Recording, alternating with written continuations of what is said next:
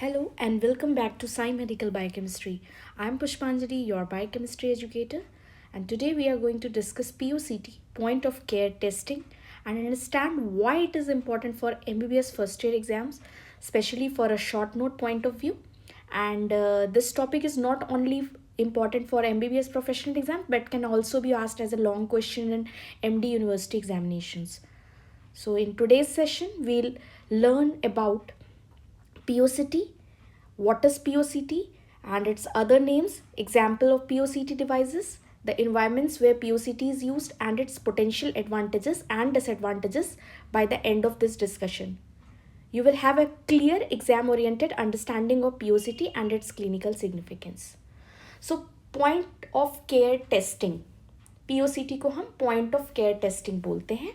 And this is a medical diagnostic testing method in which laboratory tests are performed near or at the site of patient care, such as bedside, clinic, or emergency settings, instead of a central laboratory.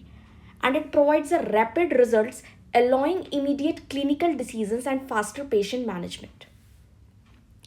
तो POCT का मतलब होता है कि test patient के पास ही किया जाता है, जैसे बेड साइड पे, क्लिनिक या इमरजेंसी रूम में, बिना सैंपल को सेंट्रल लेबॉर्ट्री भेजे. इसका मतलब मेन पर्पस है जल्दी से जल्दी रिजल्ट देना, ताकि डॉक्टर जो है वो तुरंत डिसीजन ले सके और पेशेंट का ट्रीटमेंट डिले ना हो. तो एग्जाम्पल के लिए जैसे अभी हम आगे डिस्कस करेंगे, ग्लूकोमीटर जैसे है ब्लड शुगर चेक करने के लिए, या रैपिड प्रेगनेंसी टेस्ट या कार्डिक मार्कर टेस्ट, ये सब पीओसीटी के एग्जाम्पल्स हैं. तो पीओसीटी डिवाइसेस जनरली पोर्टेबल और इजी टू यूज़ होते हैं, इसलिए नर्सेस और health care staff easily use कर सकते हैं. तो पीओसीटी के और भी क्या नाम हैं, जैसे हम लोग पीओसीटी को, point of care testing devices को बोल सकते हैं कि मेडिकल टेस्टिंग एट और near the site of patient care, that is point of care. इसके और भी नाम क्या क्या हैं, like near patient testing, bed side testing, ancillary testing, alternative testing, decentralise testing, है ना. मतलब सेंट्रल लेबॉर्ट्री के अलावा हम सेंट्रल लेबॉर्ट्री में नहीं, ये बेड साइड टेस्टिंग कर रहे हैं, इसलिए इसको डिसेंट्रलाइज्ड टेस्टिंग भी बोलते हैं. फिर आगे कुछ पॉइंट्स हैं, जैसे डायग्नोस्टिक टेस्ट परफॉर्म्ड एट और नियर पेशेंट साइट, जो कि अभी हम बात कर चुके हैं, without requiring a permanent laboratory setup and conducted outside the physical clinical laboratory. ऐसे ही आपने एग्जाम में लिखना है. फिर एक बहुत ही इंपॉर्टेंट आ जाता है कि इस पीओसीटी मतलब डिवाइस को लाने का पर्पस क्या है, क्यों हम पीओसीटी डिवाइसेस को इंट्रोड्यूस कर रहे हैं, क्यों ये आजकल इतना मतलब इसका नाम हो रहा है. आप जब भी जाएंगे, अभी नया कोई भी वर्कशॉप या कॉन्फ्रेंसेस होते हैं, वहाँ पे पीओसीटी को इंट्रोड्यूस किया जाता है, पीओसीटी के बारे में बताया जाता है. ये बिल्कुल ही नया टॉपिक है. सो WHO ने इस पीओसीटी डिवाइसेस को क्यों लाया जा रहा है, क्यों डिसेंट्रलाइज किया जा रहा है, मीन्स सेंट्रल लेबॉर्ट्री के अलावा इस टेस्टिंग मेथडोलॉजी को क्यों इंट्रोड्यूस किया जा रहा है, इसका रीज़न WHO के एज्योर्ड क्राइटेरिया से समझा जा सकता है. तो एश्योर्ड क्राइटेरिया क्या है, ए से, ये निमोनिक समझेंगे, एश्योर्ड उन्होंने WHO ने इसी से डिराइव किया है. ए से अफोर्डेबल, मींस जो पीओसीटी डिवाइसेस हैं वो अफोर्डेबल होने चाहिए. एस से सेंसिटिव होने चाहिए, सेंसिटिव, एंड एस से स्पेसिफिक होने चाहिए. मींस हमारे डिवाइसेस जो पीओसीटी डिवाइसेस हैं वो लेबॉर्ट्री, सेंट्रल लेबॉर्ट्री में तो नहीं है, मतलब बेड साइड हो रहे हैं. इसका मतलब ये नहीं कि हम क्वालिटी से कॉम्प्रोमाइज़ कर सकते हैं. तो सेंसिटिविटी और स्पेसिफिसिटी में भी कमी नहीं होनी चाहिए. मींस टेस्टिंग जो भी ट्रेस अमाउंट में भी कोई एनालाइट पाया जा रहा है तो हम उसको ईजिली डिटेक्ट कर सकें और सही डिटेक्ट कर सकें. तो हम क्वालिटी से भी कॉम्प्रोमाइज़ नहीं करेंगे.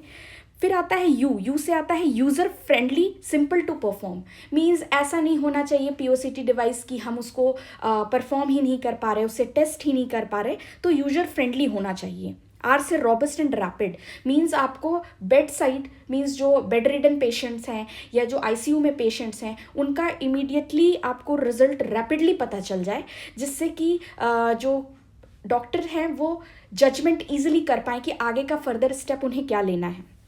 देन आता है इक्विपमेंट फ्री, क्योंकि आपको पता है सेंट्रल लेबॉर्ट्री में बल्कि डिवाइसेस होते हैं, बल्कि इक्विपमेंट्स होते हैं, लेकिन पीओसीटी डिवाइसेस जो होने चाहिए वो कैसे होने चाहिए, हैंडी होने चाहिए. आप कहीं भी उसे कैरी करके ले जा सकें। एंड डी से क्या होना चाहिए, deliverable to those who need the test.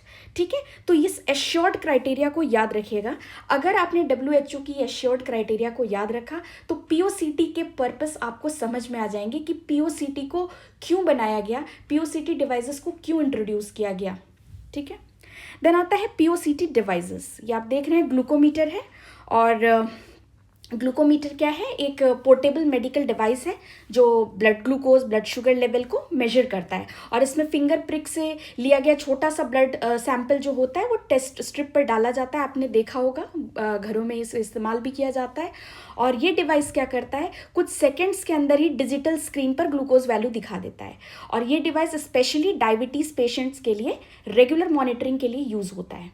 तो हम ग्लूकोमीटर को POCT डिवाइस की तरह क्यों यूज़ करते हैं, क्योंकि ग्लूकोमीटर एक important point of care testing device है, क्योंकि ये टेस्ट पेशेंट के पास ही बिना लेबॉर्ट्री भेजे तुरंत रिजल्ट दे देता है। और इससे डॉक्टर या हेल्थ केयर वर्कर को इमीडिएट क्लिनिकल डिसीजन लेने में मदद मिलती है, जैसे इंसुलिन डोज एडजस्ट करना या इमरजेंसी में हाइपोग्लाइसीमिया या फिर हाइपरग्लाइसीमिया मैनेज करना। तो ये डिवाइस पोर्टेबल भी है और इजी टू यूज़ है, फास्ट और कॉस्ट इफेक्टिव होता है, इसलिए बेड साइड टेस्टिंग के लिए आइडल POCT टूल माना जाता है। ठीक है, उसके बाद अब आता है नेक्स्ट, ये आप देख रहे हैं, ये यूरिन रिएजेंट स्ट्रिप है। तो अब आता है यूरिन रिएजेंट स्ट्रिप क्या है। तो यूरिन रिएजेंट स्ट्रिप एक डिस्पोजेबल प्लास्टिक स्ट्रिप होती है। आप ये स्ट्रिप देख रहे होंगे पिक्चर में, ये डिस्पोजेबल प्लास्टिक स्ट्रिप होती है जिसमें मल्टीपल केमिकल पैड्स लगे होते हैं। आप डिफरेंट कलर से डिफरेंट मल्टीपल केमिकल पैड्स लगे देख रहे होंगे। और ये पैड्स यूरिन सैंपल के कॉन्टैक्ट में आने पर क्या होता है, इसका कलर चेंज करता है। तो हर पैड का एक स्पेसिफिक पैरामीटर डिटेक्ट करता है। हर पैड जो है वो एक स्पेसिफिक पैरामीटर को डिटेक्ट करता है, लाइक ग्लूकोज को, प्रोटीन को, कीटोन्स को, ब्लड को, pH को, नाइट्राइट को, ल्यूकोसाइड्स को, बिलीरुबिन को, यूरोबिलिनोजन को, एक्सेट्रा। तो कलर चेंज को स्ट्रिप बॉटल पर दिए गए कलर चार्ट से कंपेयर करके रिजल्ट इंटरप्रेट किया जाता है। तो हम यूरिन रिएजेंट स्ट्रिप को POCT डिवाइस की तरह क्यों यूज़ करते हैं, क्योंकि यूरिन रिएजेंट स्ट्रिप एक important point of care testing tool है। ये टेस्ट पेशेंट के पास ही परफॉर्म किया जा सकता है, जैसा मैंने बोला बेड साइड टेस्टिंग करता है। ये रिजल्ट 1 से 2 मिनट में मिल जाता है, और लेबॉर्ट्री की तुरंत मतलब जो ज़रूरत नहीं होती, इसमें तुरंत हमें एक रिजल्ट पता चल जाएगा डिप करने पर। स्क्रीनिंग और अर्ली डिटेक्शन में हेल्पफुल होता है, जैसे यूरिनरी ट्रैक इन्फेक्शन में, डायबिटीज़ में, किडनी डिजीज़ में। और ये इजी, रैपिड, पोर्टेबल और कॉस्ट इफेक्टिव मेथड है। तो इसलिए ये बेड साइड स्क्रीनिंग और क्विक क्लिनिकल डिसीजन मेकिंग के लिए बहुत यूजफुल POCT डिवाइस माना जाता है।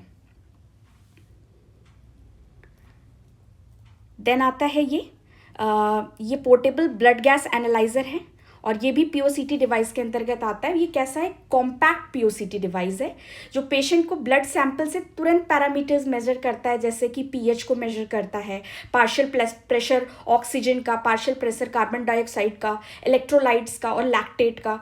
तो ये डिवाइस जो स्पेशली है वो ICU में यूज़ किया जाता है, इमरजेंसी और ऑपरेशन थिएटर में यूज़ होता है, जहाँ रैपिड मॉनिटरिंग की ज़रूरत होती है। मतलब रैपिड हमें इलेक्ट्रोलाइट्स को मॉनिटर करना बहुत ज़रूरी होता है।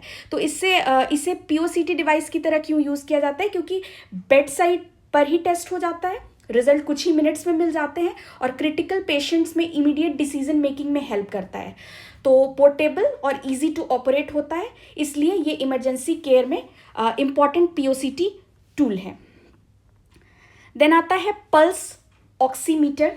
ठीक है, ये पल्स ऑक्सीमीटर है, और ये एक स्मॉल इलेक्ट्रॉनिक डिवाइस है जो फिंगर पर लगाया जाता है और ब्लड ऑक्सीजन सैचुरेशन और पल्स रेट मेजर करता है। और ये एक नॉन इन्वेजिव मेथड से काम करता है, और इसे POCT डिवाइस की तरह यूज़ करते हैं। क्यों यूज़ करते हैं हम, क्योंकि ये इंस्टेंट ऑक्सीजन लेवल मॉनिटरिंग देता है, पेशेंट के पास ही यूज़ होता है, बेड साइड टेस्टिंग है, और इमरजेंसी और रूटीन मॉनिटरिंग में हेल्प करता है, फास्ट है, पोर्टेबल है और यूजर फ्रेंडली है। तो इसलिए आप देखें कि जो हमने अभी WHO क्राइटेरिया के जो हमने डिस्कशन किया था कि क्या क्या क्राइटेरियाज होते हैं, ये सारे क्राइटेरिया क्या हैं उसी में फिट बैठ रहे हैं। अब ये जो आप देख रहे हैं, ये नेक्स्ट ये जो डिवाइस आप देख रहे हैं, ये क्या है? रैपिड डायग्नोस्टिक टेस्ट एनालाइजर है। ये क्या है? एक automatic point of care testing instrument है जो रैपिड मतलब टेस्ट कैसेट्स या स्ट्रिप्स के रिजल्ट्स को मशीन की मदद से रीड करता है। इसमें हम लोग ब्लड, सीरम या यूरिन सैंपल कैसेट में डाला जाता है और डिवाइस क्या है? ऑप्टिकल और इम्यूनोफ्लोरेसेंस टेक्नोलॉजी से रिजल्ट को एनालाइज करके स्क्रीन पर डिजिटल वैल्यू दिखाता है। इसका use pregnancy test, infectious disease test, cardiac markers और हार्मोन्स टेस्ट के लिए होता है। तो आप देख सकते हैं कि ये एक स्ट्रिप भी है जिसमें कि अभी इतना क्लियरली विजिबल नहीं है, लेकिन ये स्ट्रिप जो है वो troponin T, pro BNP, D dimer, इन सब के लिए यूज़ होता है। देन आता है environments where point of care testing might be employed. तो कहाँ कहाँ हम पॉइंट ऑफ केयर टेस्टिंग को एम्प्लॉय कर सकते हैं? तो प्राइमरी केयर सेंटर पे भी कर सकते हैं, सेकेंडरी एंड टर्शरी केयर में भी कर सकते हैं। प्राइमरी केयर लाइक होम में कर सकते हैं, हेल्थ सेंटर्स में कर सकते हैं लाइक जनरल प्रैक्टिस या प्राइमरी केयर में, वर्क प्लेस क्लिनिक में, physicians office and community clinic में, then diagnostic and treatment centre में, या फिर paramedical support vehicle like ambulance, helicopter, aircraft में भी हम कर सकते हैं। Then secondary and tertiary care जहाँ हम पीओसीटी को यूज़ करते हैं, जैसे इमरजेंसी रूम है, एडमिशन्स यूनिट है, ambulatory diagnostic and treatment centre है, ऑपरेटिंग रूम है, इंटेंसिव केयर यूनिट वार्ड है, आउट पेशेंट क्लिनिक है।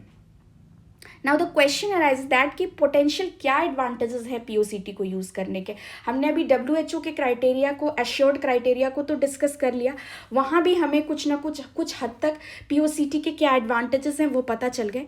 लेकिन पोटेंशियल एडवांटेजेस क्या होता है, और जो कि सबसे इंपॉर्टेंट एडवांटेज होता है वो होता है reduce turn around time, TAT। इसके बारे में हर जगह जिक्र होती है। ये टैट को कम करता है। टैट कम करना मीन्स टर्न अराउंड टाइम को कम करना, क्योंकि आपने देखा अभी जितने भी डिवाइसेस हमने डिस्कस किए उनके अलावा और भी बहुत सारे पीओसीटी डिवाइसेस होते हैं। हमने कुछ एग्जाम्पल्स को ही डिस्कस किया है।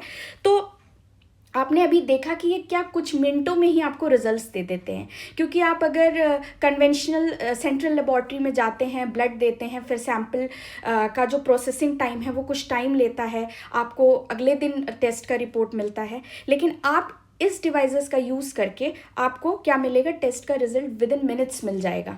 तो ये इसका एक बहुत बड़ा बेनिफिट है। अगर आप एग्जाम में लिख रहे हो तो इस पॉइंट को जरूर लिखिएगा, बिल्कुल नहीं छोड़िएगा कि टर्न अराउंड टाइम को कम करता है, इम्प्रूव करता है पेशेंट मैनेजमेंट को, इम्प्रूव करता है interaction between patient and care giver, ठीक है। देन रिडक्शन करता है एडमिनिस्ट्रेटिव वर्क को associated with test requesting and reporting.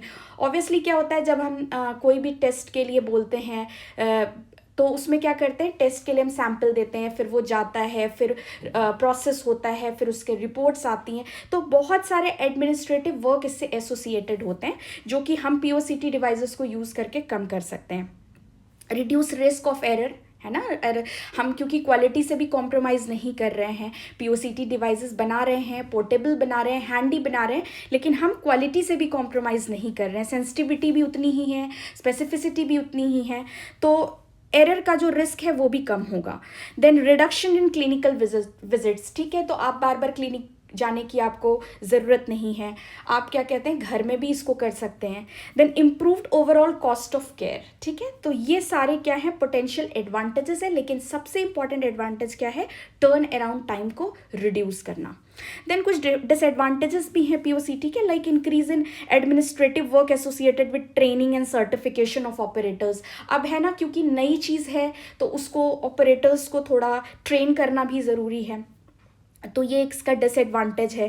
Care giver require to perform test, हो सकता है कि कभी कभी वो डॉक्टर परफॉर्म ना कर रहे हैं, वो कोई आपका घर का ही सदस्य हो, वो उसको टेस्ट को परफॉर्म कर रहा है, तो उसको भी एक प्रॉपर ट्रेनिंग की ज़रूरत है। Then increase risk of error if test perform by untrained operator, या तो उस केस में एरर आने के चांसेस हैं जब उसको कोई अनट्रेंड ऑपरेटर परफॉर्म कर रहा है। तो ये सारे पीओसीटी के डिसएडवांटेजेस हैं, लेकिन ओवरऑल इसके एडवांटेजेस क्या हैं, ज़्यादा हैं, और इसका डेली बेसिस पे नए नए डिवाइसेस को इसमें ऐड किया जा रहा है, और उस एश्योर्ड क्राइटेरिया को WHO के मद्देनज़र वो सारे क्राइटेरिया फिट होने चाहिए पीओसीटी डिवाइसेस में।